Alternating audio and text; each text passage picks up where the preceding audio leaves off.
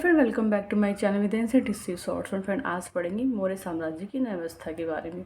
जो न्याय व्यवस्था है इसके बारे में अर्थशास्त्र से पता चलता है।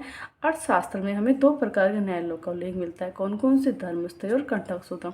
जो धर्मस्थय जो न्यायालय होते थे इन्हें दीवानी अदालत भी कहा जाता था।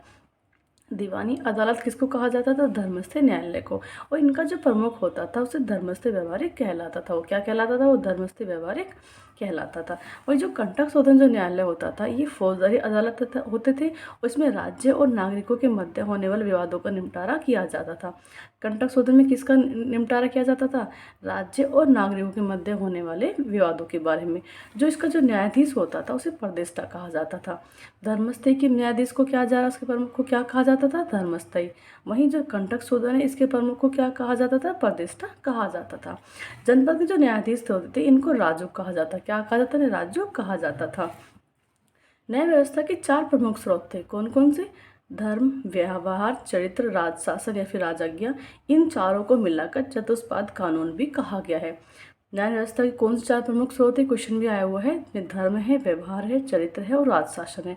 और इन चारों को मिलाकर चतुष्पाद कानून कहा गया है। चोरी और लूट के मामलों को साहस कहा जाता था। क्या कहा जाता? चोरी लूट के मामलों को साहस कहा जाता था। धर्मस्थय के प्रमुख को क्या कहा गया? धर्मस्थ व्यवहारिक कहा जाता था। वे कंटक शोधन के न्यायाधीश को क्या कहा जाता था? प्रतिष्ठा कहा जाता था। और जनपद के न्यायाधीश को क्या कहा जाता था? राजू कहा जाता था। और चतुष्पाद कानून में क्या क्या थे? धर्म, व्यवहार, चरित्र और राजशासन। जो गुप्तचर होते थे इनके प्रमुख को महामात्य सर्प कहा जाता। क्या कहा जाता? गुप्तचर के प्रमुख को महामात्य सर्प कहा जाता था। वहीं अर्थशास्त्र में हमें दो प्रकार के गुप्तचरों का उल्लेख मिलता है जिन्हें क्या कहा गया? उन्हें गूढ़ पुरुष भी कहा गया। किसको? गुप्तचरों को गूढ़ पुरुष भी कहा गया। कहाँ पर? अर्थशास्त्र में। और ये दो प्रकार के होते थे। कौन कौन से? संस्था और संचारा। जो संस्था गुप्तचर होते थे ये एक ही स्थान पर रहकर कार्य करते थे। वही जो संचारक गुप्तचर थे ये भ्रमणशील गुप्तचर थे और एक स्थान से दूसरे स्थान पर जाकर सूचनाओं को इकट्ठा करते थे, उसके बाद राजा के पास ये देते थे। जो संस्था है गुप्तचर है ये भी 5 प्रकार के होते थे। संस्था कितने प्रकार के होते थे? 5 प्रकार के होते थे। संस्था कौन है? ये एक ही जगह रहकर गुप्तचर का कार्य करते थे। ये 5 प्रकार कौन कौन से? काप्टिक, ये विद्यार्थी के वेश में रहते थे। वही जो उदासित है ये सन्यासी के वेश में रहते थे। वहीं जो गृहपति के किसान के वेश में रहकर कार्य करते थे। वही जो वैदिक है ये व्यापारी के वेश में रहकर कार्य करते थे। वही जो तापस है ये तपस्वी के वेश में रहकर कार्य करते थे। वही जो संचारक गुप्तचर है ये भी 4 प्रकार के होते थे। जिसमें स्त्री ये विशेष प्रशिक्षण प्राप्त गुप्तचर होते थे। जिसमें तीक्ष्ण है ये शूरवीर गुप्तचर होते थे। वही जो रसद है ये क्रूर प्रवृत्ति के होते थे। वही जो परिवारजिका है ये भिक्षुणी वेश में रहती थी। और इसमें मुख्य रूप से वेश्याओं की नियुक्ति की जाती थी। किसमें वेश्याओं की मुक्ति किसमें की जा रही थी? जो परिवारजिका संचारक गुप्तचर है ये भिक्षुणी के वेश में रहती थी और इनमें वेश्याओं की नियुक्ति की जाती थी। संस्था संचालक के अलावा अन्य गुप्तचर भी होते थे जो विदेशों में रहकर नौकरी करते थे और सूचना भेजने का कार्य करते थे। ऐसे गुप्तचरों को उभय वेतन कहा जाता था। अर्थात जो उभय वेतन थे ये विदेशों में रहकर नौकरी करके सूचना भेजने का कार्य करते थे। वही जो राजा की व्यक्तिगत सुरक्षा करने के लिए महिला अंगरक्षिकाएं होती थी और इनका उल्लेख कौन कर रहा है? मेगास्थनीज और स्ट्रैबो कर रहे हैं।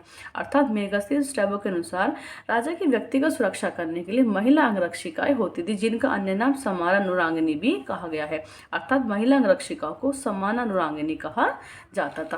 वही जो मेगास्थनीज है और डियोडोरस है इन्होंने गुप्तचरों को ओवरसियर्स कहा है। अर्थात दूसरे नाम से कहा पुकारा है जिसे ओवरसियर्स। वही स्ट्रैबो और एरियन ने इनसे इंस्पेक्टर कहा है। किसको? गुप्तचरों को। नेक्स्ट देख लेते हैं सैन्य प्रशासन के बारे में। जो कौटिल्य है इन्होंने चारों वर्णों के लोगों को सेना में भर्ती होने का विधान दिया। अर्थात ब्राह्मण, क्षत्रिय, वैश्य, शूद्र सभी लोग सैनिक प्रशासन में भर्ती हो सकते थे। जो सैनिक छावनियां हैं इनको गुल्म कहा जाता था। वहीं सैनिक के वेतन को गुल्मदे कहा जाता था। छावनियों को क्या कहा जा रहा है? गुल्म कहा जा रहा है। और जो उनका वेतन है इसको क्या कहा जाता है? गुल्मदे कहा जाता था। वहीं कौटिल्य के अनुसार सेना के 4 अंग होते थे। कौन कौन से? पैदल, अश्वरथ और हाथी, जिन्हें क्या कहा? इन्हें चतुरंग बल भी कहा गया है। राजा की जो स्थायी सेना होती थी वो मोल बल कहलाती थी। क्या कहलाती थी? राजा की स्थायी सेना मोल बल कहलाती थी। वहीं मेगास्थनीज के अनुसार जो सैन्य प्रशासन था 6 समितियों में विभक्त था और प्रत्येक समिति में 5 सदस्य होते थे। जो प्रथम समिति थी ये जल सेना की व्यवस्था करती थी। वहीं दूसरी समिति यातायात और रसद सामग्री की व्यवस्था करती थी। वहीं जो तीसरी समिति थी ये पैदल सैनिकों की देखरेख करती थी। वहीं चौथी समिति अश्वारोहियों की सेना की व्यवस्था करती थी और 5वीं समिति गज सेना की व्यवस्था करती थी। वहीं जो छठी समिति थी ये रथ सेना की व्यवस्था करती थी। यहाँ से भी बहुत ज़्यादा क्वेश्चन आते हैं। एक इम्पोर्टेंट नोट कर सकते हैं, ये जो मौर्य प्रशासन है, ये जो मौर्य वंश है, इनका चिन्ह क्या था? मोर था। सबसे पहले इसके बारे में कि जो मौर्य वंश का चिन्ह है मोर है, इसके बारे में सर्वप्रथम जो जानकारी मिलती है हमें ग्रुनवेडेल के द्वारा मिलती है। थैंक फ्रेंड, मिलते हैं नेक्स्ट क्लास में।